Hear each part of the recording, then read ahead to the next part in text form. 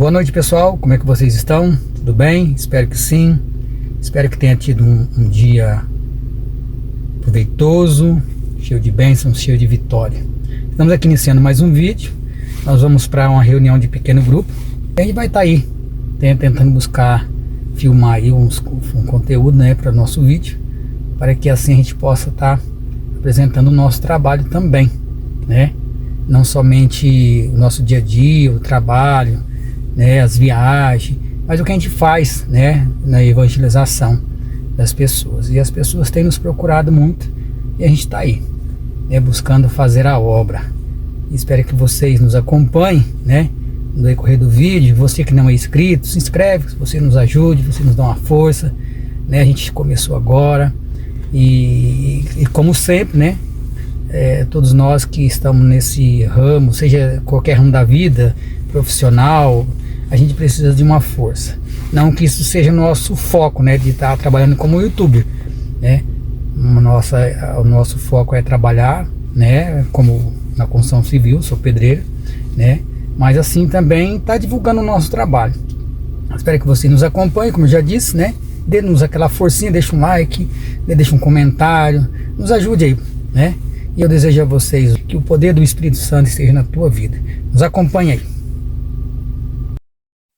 Mas eu fico muito feliz, estava ali comentando com o Natan que nós somos da Bahia, né? Nós somos do Nordeste. Quem já conheceu o povo nordestino sabe que o nordestino ele tem essa vibração também, essa alegria.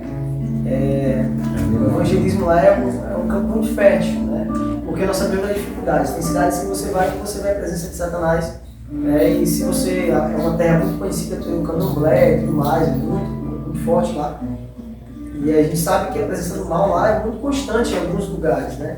E a gente aprende que o evangelismo tem que ser evangelismo na veia mesmo, né? Isso aqui para mim é uma realização de um sonho, de verdade, porque eu vim de um BG, né? Eu conheci a mensagem mentira através de um BG. Então eu entrei na igreja, o meu primeiro lugar foi justamente um pequeno grupo. Aí chegou lá, eu me encantei, né, com algumas pessoas que estavam lá e tudo mais, e aí passei então a frequentar o pequeno grupo.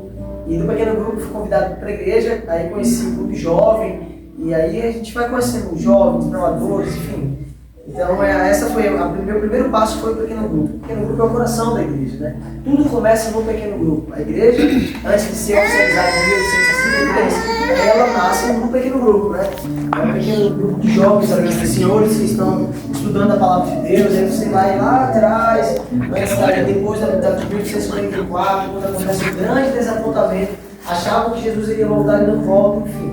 Isso aí é papo para outro momento, mas eu quero dizer que tudo começa no pequeno grupo. Nos últimos momentos, o que vai sustentar essa igreja são justamente essas reuniões das casas, quando as nossas igrejas elas tiverem as portas fechadas por alguma perseguição que venha acontecer no futuro muito próximo. Os pequenos grupos vão funcionar, né, como ali quartéis generais, né? Um quartel-general preparando soldados para o campo de batalha. Sendo assim, nosso pastor antes já orou ali para que nós pudéssemos abrir a palavra e orou pelos pedidos aqui. Né? Mas nos alegramos aqui a Sandra, cadê ela? Sandra, né, Sandra? E a Eduarda, né? E os outros amigos que aqui estão, com a minha amiguinha aqui também, e alguns outros, a Cida, e algumas outras pessoas que estão aqui, nós nos alegramos com a presença de vocês. Esse pequeno grupo é muito especial, porque são pessoas que têm culturas diferentes, pessoas de famílias diferentes que se reúnem para adorar o único Senhor, Criador dos céus da terra, que é o Deus Todo-Poderoso, né?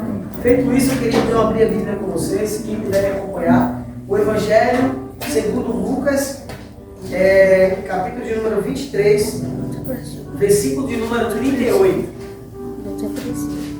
Evangelho, de acordo com o que Lucas escreve, no capítulo 23, versículo 38. Quem achar, diz assim, ó, amém. Quem não achar, diz, eu vou estudar a Bíblia todo dia para saber onde está escrito. Fazer o meu no bíblico, é bom, né? Lucas 23, 38, versículo 38. Lucas 23, 38.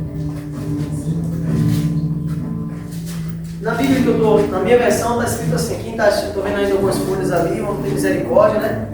Lucas 23. Enquanto vocês estão abrindo aí, só para vocês entenderem um pouquinho da ideia de Lucas. Lucas ele é um médico, né? Lucas está ali sempre acompanhando Paulo nas suas viagens. boa parte das viagens de Lucas acontece justamente ali ao lado de Paulo. E Lucas é um companheiro de Paulo e também médico. É interessante porque quando você tem, vou contar um exemplo, eu sou técnico de enfermagem, trabalhei alguns anos na área de saúde. Se eu fosse escrever um livro, ou melhor, tudo que eu escrevo, eu sempre faço que eu tenho uma delicadeza, quem trabalha na área de saúde tem uma delicadeza maior, porque a enfermagem proporciona para você que você seja um pouco mais delicado. Imagina, eu trabalhei na minha área, né, amor, na feminina o tempo inteiro. Então imagina eu pegar uma mulher lá para dar um banho, jogar para um lado, jogar para o outro. A mulher é um pouco mais delicada, então mesmo quem trabalha no lado masculino tem que ter um pouco mais de cuidado. Esse cuidado, tudo que eu faço, geralmente eu tenho essa delicadeza, na maioria das coisas eu tenho delicadeza ali. Então isso é muito daquilo que é a minha vivência, as minhas experiências. Lucas é médico, e por ser médico, Lucas é mais sensível. E a sensibilidade de Lucas é vista justamente na escrita dele. Então essa história não está aí por acaso, ela é muito importante para a nossa conversão. E por isso que Lucas escreve no capítulo 23, versículo 38, baseado naquilo que o Espírito Santo soou ao coração dele, aos ouvidos e ao coração dele.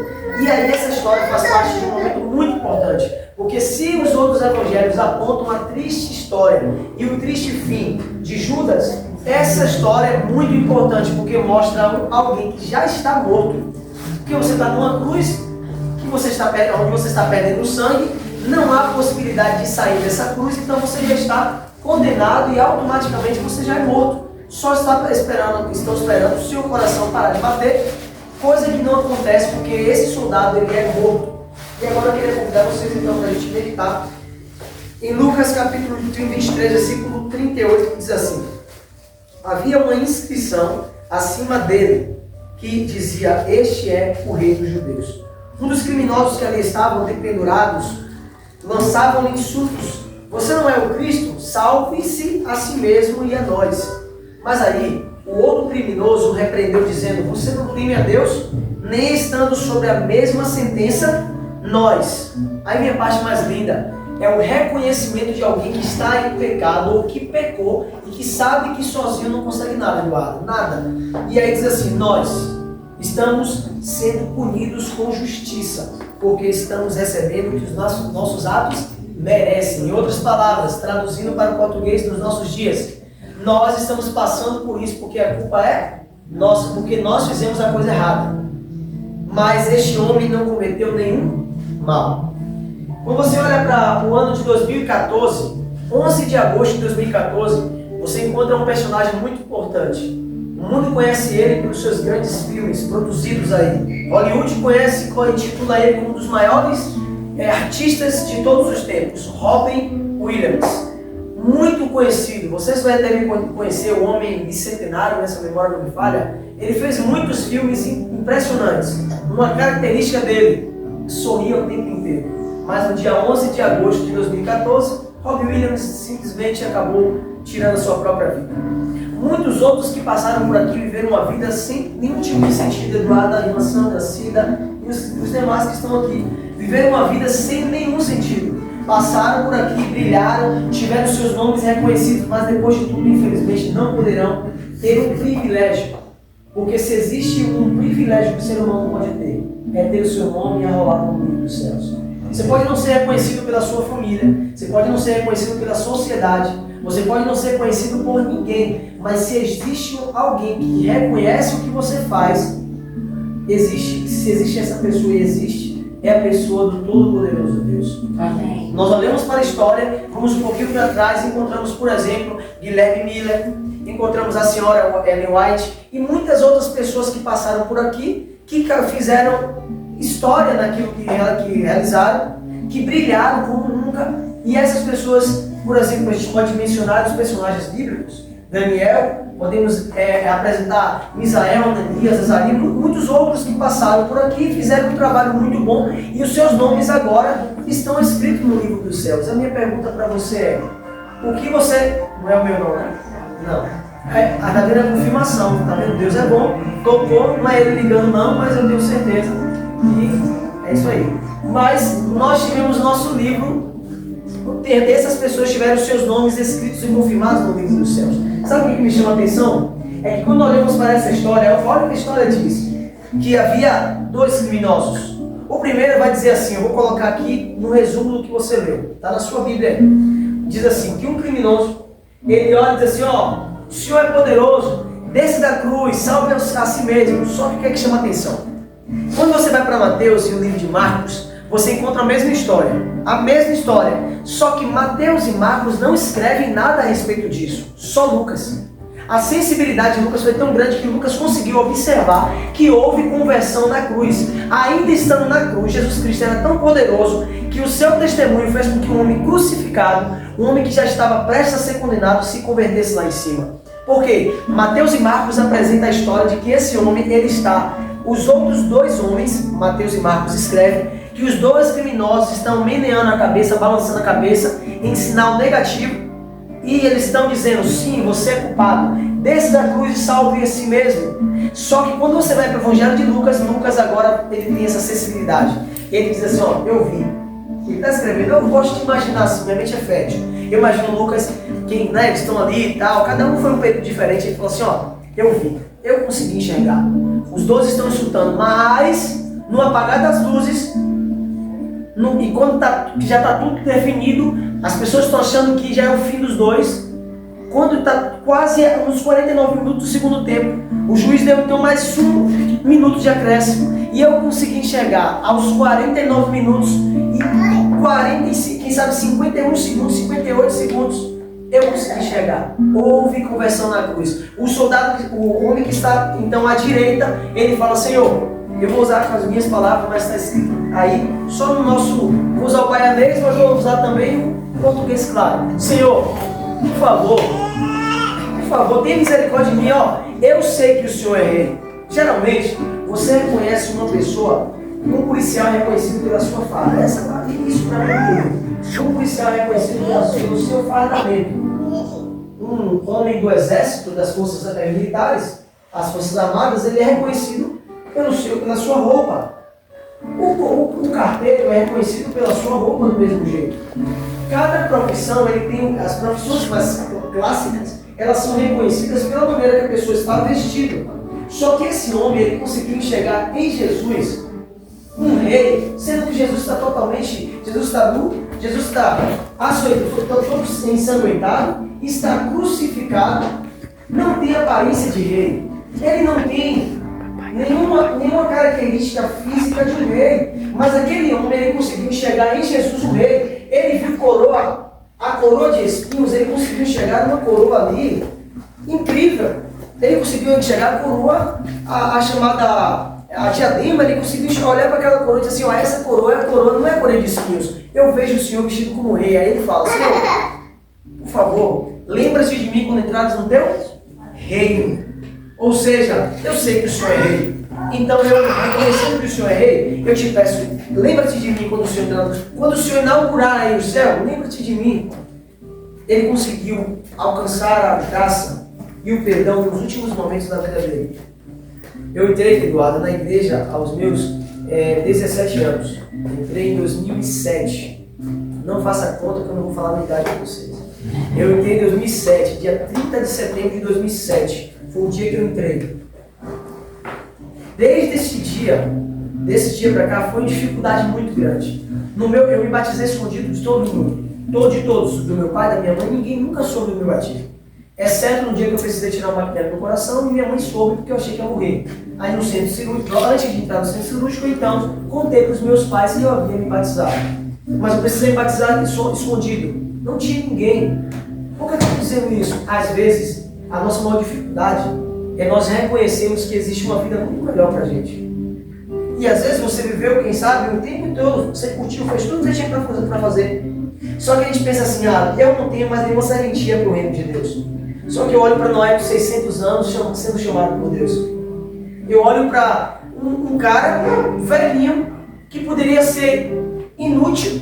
Hoje existe, chamamos o período da inutilidade. As pessoas olham para você e dizem assim, não serve mais para nada. Só que é justamente quando você acha que você não serve para nada, que Deus olha para você e diz assim, eu faço de você aquilo que eu quero, porque eu uso aquele que quer ser usado.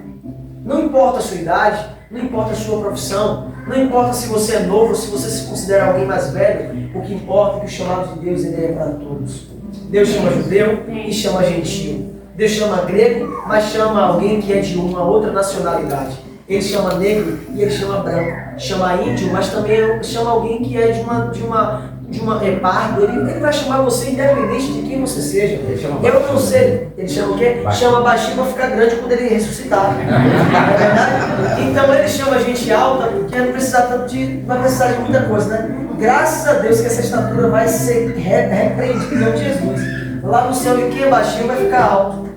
E os que são altos vai ficar ainda um pouco mais alto. Vai ficar todo mundo do mesmo tamanho. Isso quer dizer que eu vou crescer mais alto. Vai crescer do mesmo tamanho. Não, vou crescer mais. Vai crescer mais, né? Porque eu sou mais baixo, vou chegar na estatura, eu tenho que crescer mais que você. É verdade, eu concordo com o senhor.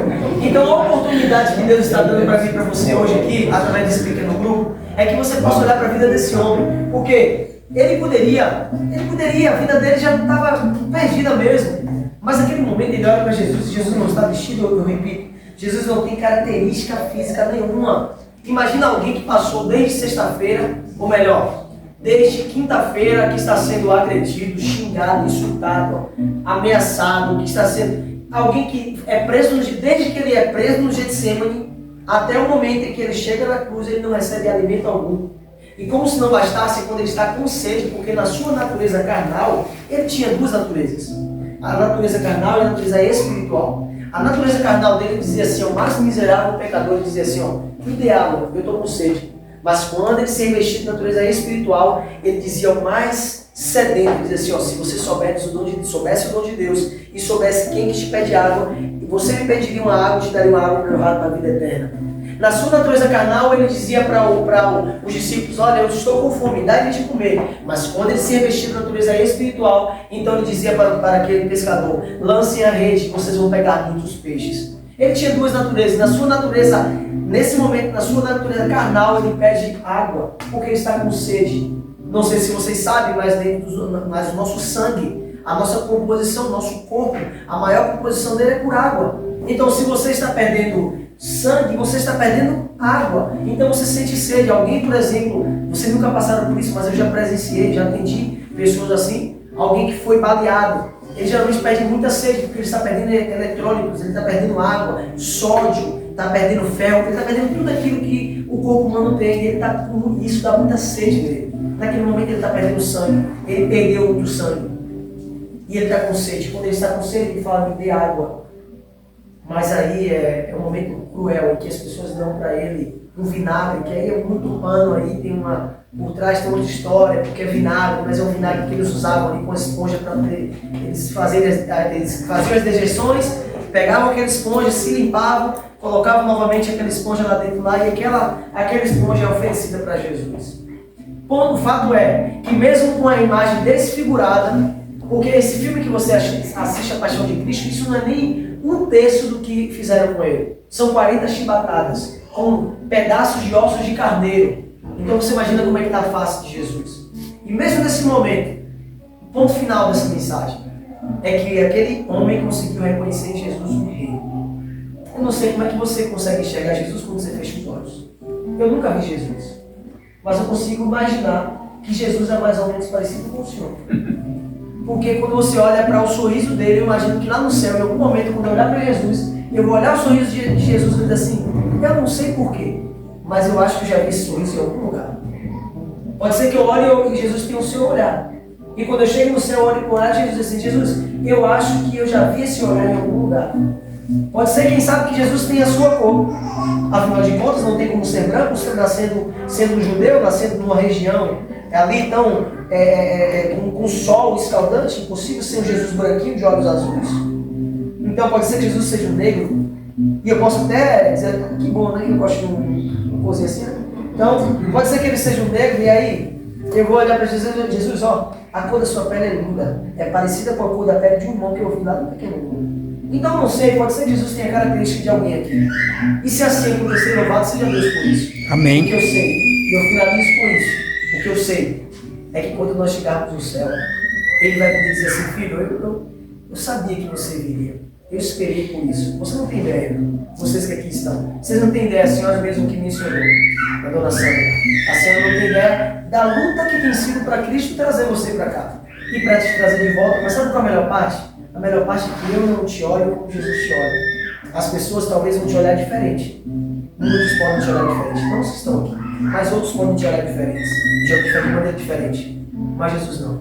Para ele vai dizer assim, olha, louvado seja Deus porque hoje houve salvação nesse lugar. Ele vai olhar para você e vai dizer assim, eu entendi. Ela aceitou o convite, ela estava cansada, sobrecarregada e agora trouxe alívio para ela. Para você serve do mesmo modo, a mesma coisa. Ele vai dizer, olha, eu fui moço, eu sou jovem, nunca vi a minha descendência desamparada, nunca vi um justo desamparado, nem a sua descendência mendigando pão. Ela, mesmo diante das dificuldades, ela reconheceu a minha palavra. Mesmo sendo jovem, aí ele fala a mensagem para você. Fala a mensagem para nós que somos um pouco que temos uma idade, quem sabe ali os meninos, nosso violão ali, está tocando violão, nosso músico ali. Ele vai dizer assim, que bênção que você aceitou ainda estando jovem. Porque jovem, eu vos escolhi porque sois fortes e vocês têm vencido o maligno. Eu finalizo dentro desses meus 16 minutos aqui dizendo algo para vocês, e essa é a minha parte final de verdade.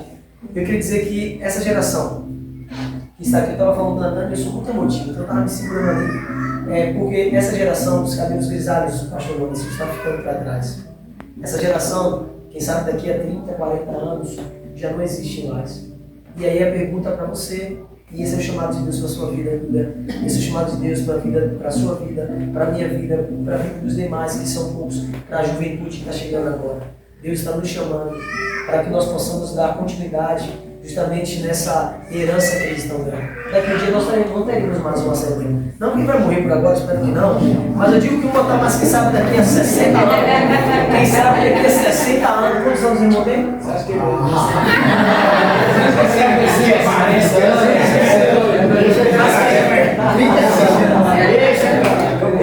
mas quem sabe, eu vou botar aqui talvez daqui a algum tempo, alguns de nós não estaremos mais aqui. Eu tenho 61. Tá vendo aí? 60, que bênção, hein? Que bênção, viu? Espero que a senhora tenha muitos longos. Então, então pode ser que daqui a um tempo alguns de nós não estaremos mais aqui. Mas, se ainda assim alguns de nós não estivermos aqui, os outros que estão lá com 16, de 13, 14, os outros que estão aqui, nossa missão é dar continuidade nesse chamado. Que Deus abençoe você. Que Ele faça que você sempre entenda o chamado dele para a sua vida. No último momento em que as luzes já estavam apagadas. Interessante é que João vai falar que, aí é muito impressionante isso, Mateus e Marcos vai falar que ele está falando mal de Jesus. Lucas vai falar que ele se converteu. E aí João completa. Tinha que fechar com chave de ouro, né? Aí João completa dizendo que depois de algum tempinho, agora os soldados vão lá e matam ele. Tem que matar os dois porque o sábado está chegando, os corpos não podem ficar sendo pendurados no sábado, eles têm que ser mortos. Exceto Jesus, porque nenhum osso podia ser quebrado. Então naquele momento, Jesus ele morre de morte natural. Ele não é morto como os outros acabam matando. Então, o que é que eu aprendo com essa lição? É que você não sabe o seu último momento. Você não sabe se hoje é a sua última oportunidade. E aí você fica prorrogando aquela oração de perdão, aquele perdão a alguém que você tem que perdoar e aquela aceitação que você precisa fazer. Eu entrei na igreja aos 17, hoje eu tenho 32. Nunca me arrependi. Pelo contrário, no ano de 2019, quando eu fui fazer teologia no IAP, a minha mãe me procurou, nos procurou e falou assim: filho, eu entendi a mensagem, eu também quero ser batizado na igreja adventista. Amém. Eu não sei, mas talvez você, o senhor, os que estão aqui que ainda não são batizados, ou que estão no processo, vocês sejam a mola propulsora para que alguém aceite o Evangelho. Tem alguém esperando a aceitação de vocês para descer também o tanque e participar. Então, que você não seja uma pedra de empecilho, mas que você possa, quem sabe, ser um degrau que vai ajudar que essa pessoa possa, através de você, servir e encontrar esse Jesus amado. Que Deus te abençoe. Eu queria fazer uma oração por você. E se você puder, se você não tiver com artrite, artrose, osteoporose, fique de pé. Eu queria orar por você.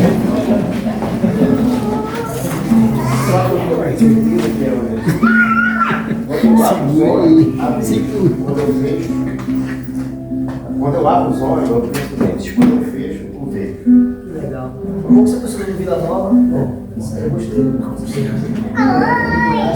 Vamos orar? Quem puder, feche os olhos. Senhor, obrigado. Obrigado porque o Senhor é bom e a sua misericórdia do coração. Naquele dia houve salvação na cruz. Hoje, ó Deus, eu creio que também houve salvação nesse lugar. Amém. Abençoa, Deus, todos os nomes que não foram mencionados. Abençoa também, ó Deus, os nomes que eu consegui gravar ali, a Emicida, que veio aqui, nós estamos felizes pela presença dela, a Duda, a Sandra, e todos os outros aqui que aqui estão. Que todos eles, ó Deus, possam ser impactados pelo poder do Teu Espírito Santo.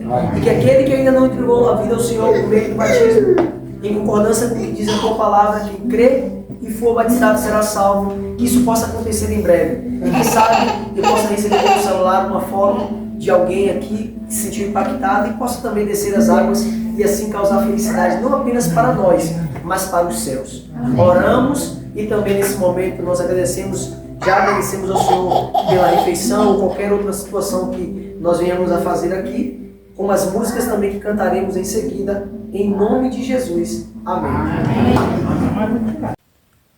Oi pessoal, estou aqui finalizando o vídeo. A gente chegou lá, o celular estava descarregado e pus para carregar um pouquinho. Eu estou até aqui sentado no sofá, tranquilo, né?